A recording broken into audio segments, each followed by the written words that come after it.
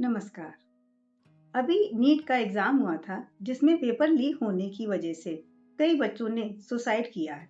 जिसमें दिल्ली में एक बहुत बड़ा आंदोलन हुआ जिसमें लद्दाख से आए हुए सोनम वांगचुक जी ने अभी करीब 25 दिन से वहां पर अनशन किया हुआ था और कल ही उनका अनशन समाप्त हुआ है। और वहां पर पूरे इंडिया से लोग और बच्चे वहां पर आए हुए हैं। और मैं भी इस वीडियो के माध्यम से कुछ बच्चों के लिए मैं कहना चाहती हूँ और बच्चों के अभिभावकों से और सरकार से और एजुकेशन सिस्टम्स के लिए मैं कुछ कहना चाहती हूँ। सबसे पहले मैं बच्चों के लिए बोलना चाहती हूँ। मेरे खुद के 2 बच्चे हैं जिन्होंने अभी जेई और सीयूईटी के एग्ज़ाम्स दिए थे। 2 साल तक उन्होंने टीवी, मोबाइल और फ्रेंडशिप वगैरह सबसे दूरी बना ली थी और बहुत मेहनत कर रहे थे। मैं खुद सोच रही थी अगर इनका सिलेक्शन नहीं हुआ तो क्या होगा। तो सोचिए जो बच्चे इतनी मेहनत करते हैं इतने डेडिकेशन से और उसके बाद पेपर लीक हो जाता है और वो बच्चे सुसाइड की हद तक पहुंच जाते हैं। तो मैं तो सोचती हूँ सुसाइड करना बिल्कुल करना क्या, सोचना भी पाप है। तो बिल्कुल नहीं। और वो कहते हैं ना, 3 इडियट्स का डायलॉग है, ऑल इज वेल और एवरीथिंग इज ओके। तो हिम्मत रखिए और हमेशा अपने साथ एक प्लान बी रखिए। अगर ये नहीं तो सही और कुछ और, लेकिन सुसाइड करना या डिप्रेस होना ये तो कोई सॉल्यूशन है ही नहीं। इसलिए अभी दुनिया कहते हैं अभी बहुत आगे है, तो आप दुनिया के साथ चलिए और ना तो सुसाइड और ना ही डिप्रेस, आगे बढ़िए। और बस यही कहना चाहती हूँ बच्चों से। और मैं दूसरा बच्चों के पेरेंट्स, उनके अभिभावकों से बोलना चाहती हूँ कि वो बच्चों पर किसी भी तरह का प्रेशर ना करें। वो तो पहले से ही अपनी जिम्मेदारी लिए हुए हैं और हम लोग और प्रेशर करते हैं क्योंकि हम लोग फीस उनकी जमा करते हैं। उन्हें हमें हमें भी बहुत सहयोग करना पड़ता है और आजकल इतनी भारी भरकम फीस है, करीब एक डेढ़ लाख लाख रुपए फीस हम लोग को जमा करते हैं। तो बच्चे शायद उसमें प्रेशर में आ जाते हैं कि हमारे माँ बाप ने इतनी, तो बच्चों को पहले ही प्रिपेयर कर देना चाहिए। ये जो कि हम लोगों ने भी किया था क्योंकि फीस बहुत ज़्यादा थी, तो बच्चों से पहले ही कह दिया था अगर नहीं होगा तो हम आपसे कुछ नहीं कहेंगे, आप बस पढ़िए, जितना पढ़ सकते हैं पढ़िए और बिल्कुल भी कोई प्रेशर मत लीजिए।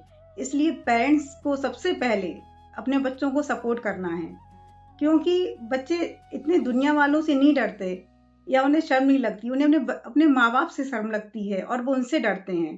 तो सबसे पहले माँ बाप को सपोर्ट करना चाहिए, मॉरली उनको सपोर्ट करना चाहिए, ना कि उनमें किसी भी तरह का प्रेशर उनको नहीं देना चाहिए।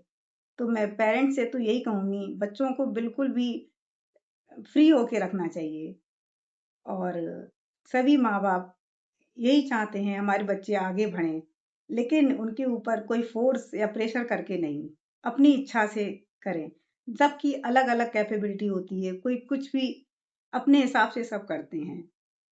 तो बस यही कहना चाहती हूँ। और अब मैं सरकार से कुछ कहना चाहती हूँ कि सरकार की जिम्मेदारी और जवाबदारी दोनों है आज की युवा पीढ़ी के लिए, क्योंकि यही युवा पीढ़ी हमारे देश को विकासशील और विकसित बनाएगी।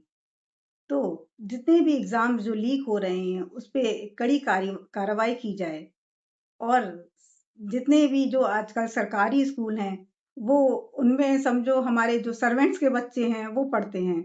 एक मिडिल क्लास भी उन स्कूलों में बच्चों को नहीं पढ़ाना चाहता। मतलब सरकार उन स्कूलों की जिम्मेदारी एक अच्छा स्कूल नहीं बनाना चाहती, और कोई कोशिश भी करता है तो वो भी नहीं करने देती। और मैं ये चाहती हूँ सबसे पहले तो सरकारी स्कूलों को सरकार अच्छा बनाए और जिससे हम लोग के बच्चे भी वहाँ पर पढ़ने जा सकें।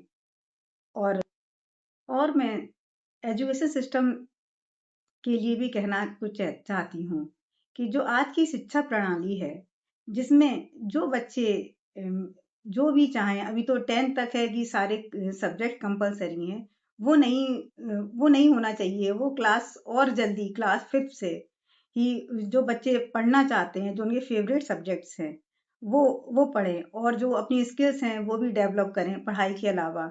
जैसे डांस, एक्टिंग या और भी को करिकुलर एक्टिविटीज़ हैं, उसमें बच्चे आगे आएँ, जिससे केवल उनके दिमाग में एक ये प्रेशर ना रहे।